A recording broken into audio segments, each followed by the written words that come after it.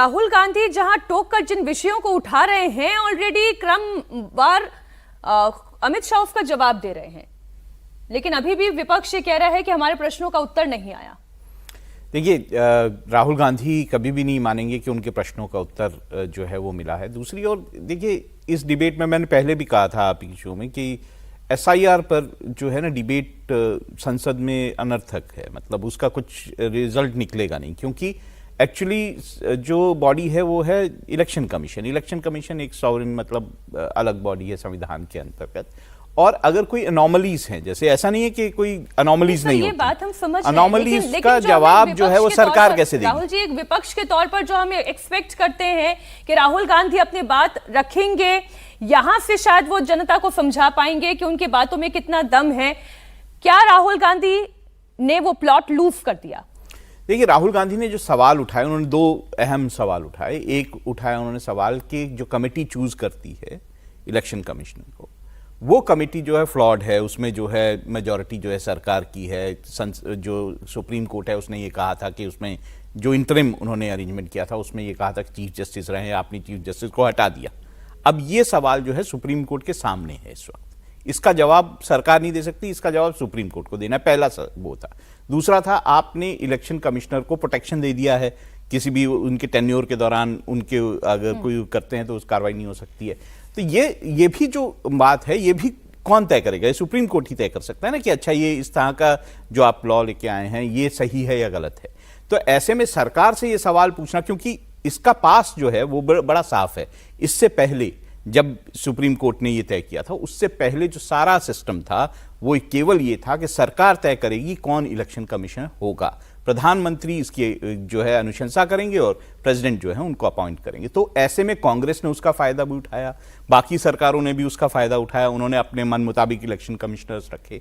तो ये जो सिस्टम है, अगर उस पर बात करते कि ये पूरा सिस्टम फ्लॉड है और हमने भी ऐसा किया, तब तो कुछ बात बनती। अच्छा, मैं सोशल मीडिया पर भी देख रही हूँ, उस पर भी क्या हो रहा है कि इतनी पूरी बहस हो गई अवधेश जी, बात कहां पर अटक गई कि असंसदीय शब्द जो है वो अमित शाह ने कैसे बोल दिया। हालांकि उन्होंने माफी मांगी तुरंत संसद में। राहुल गांधी पिक नहीं कर पा रहे हैं, क्या मुद्दे क्या होने चाहिए? नहीं, ये कोई राहुल गांधी की बात नहीं है कि वो पिक नहीं कर पा रहे हैं। राहुल गांधी जो कुछ भी बोल रहे हैं, जो एजेंडा उठा रहे हैं, मुझे संदेह है और देश के लाखों लोगों को संदेह है, स्वयं कांग्रेस पार्टी के अंदर भी संदेह है कि उनको उस मुद्दे की वास्तविक समझ भी है जिस प्रकार से वो चीजें उठा रहे हैं। क्योंकि एक बार चीजें स्पष्ट हो जाने के बाद उनको चुप हो जाना चाहिए या फिर दूसरे मुद्दे उठाना चाहिए। अब एक बार आपने एसआईआर उठा दिया, चल रहे हैं। सरकार ने इसीलिए, क्योंकि एसआईआर का मुद्दा एक तो चुनाव आयोग का है, सुप्रीम कोर्ट में मामला है, तो जाहिर है कि एसआईआर पर संसद बहस करेगी तो उत्तर कौन देगा, इसलिए इसको चुनाव सुधार के लिए एक व्यापक चर्चा में लिया था जी। अब कल का डिबेट आप देखिए, एक एक बिंदु का उत्तर दिया गया और देश के सामने भी स्पष्ट हुआ। हम लोग तो खैर जानते ही थे कि आप जो कुछ भी डिमांड कर रहे हैं वो सब संविधान के तहत, व्यवस्था के तहत, कानून के तहत पहले से विद्यमान है। लेकिन फिर भी राहुल गांधी क्या कह रहे हैं ना, वो ये कह रहे हैं अमित शाह का संसद में साला कहना वोट चोरी को लेकर उनकी घबराहट और बेईमानी को बेनकाब करता है। फिर वो ये भी कह रहे हैं डिजिटल मशीन रीडेबल, पारदर्शी वोटर रोल, इन सब मामलों पर सरकार के पास एक शब्द नहीं है। अच्छा, देश के अगले मुख्य सूचना आयुक्त और सूचना आयुक्तों की नियुक्ति को लेकर भी एक बड़ी बैठक हुई और इस बैठक में प्रधानमंत्री मोदी, गृह मंत्री अमित शाह और नेता प्रतिपक्ष राहुल गांधी भी शामिल रहे। बंद कमरे में करीब 90 मिनट तक ये मीटिंग चली, लेकिन किसी भी नाम पर सहमति नहीं बनी। इससे जुड़ी हुई एक और जो बड़ी खबर निकल कर आ रही है वो ये है कि शॉर्टलिस्ट नामों पर राहुल गांधी ने आपत्ति जताई है। राहुल गांधी ने उनकी जातियों का डिटेल मांगा है, उन नामों में उनके प्रतिनिधित्व को भी जानने की कोशिश की है।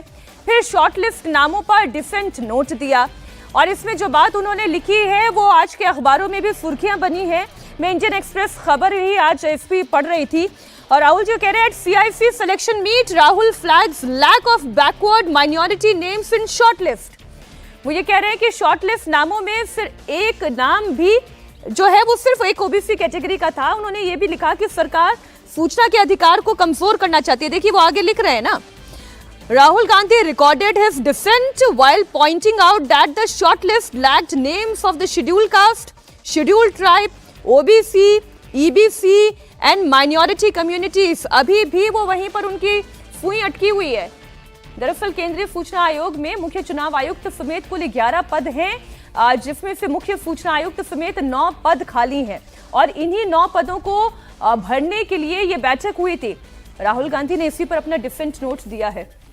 राहुल जी देखिए, अभी भी उनका बेसिक ऑब्जेक्शन राहुल गांधी का ये है कि ऐसे कैसे कोई कमेटी है जिसमें जो है सरकार की जो मेजॉरिटी हो जाती है। देखिए, अब इंफॉर्मेशन एक्ट के जो मुताबिक है, राइट टू इंफॉर्मेशन, उसके मुताबिक जो कमेटी है उसको इसी तरह से फॉर्म किया गया है कि प्रधानमंत्री होंगे, लीडर ऑफ ऑपोजिशन होंगे और प्रधानमंत्री द्वारा चुना गया एक कैबिनेट मिनिस्टर होगा। यही कमेटी बनी हुई है। अब ये जो इंफॉर्मेशन आपका राइट टू इंफॉर्मेशन है, ये बीजेपी ने तो बनाया नहीं था, ये तो कांग्रेस ने बनाया। बिल्कुल ठीक बात है। तो तब आप उसके हिसाब से कर लेते कमेटी।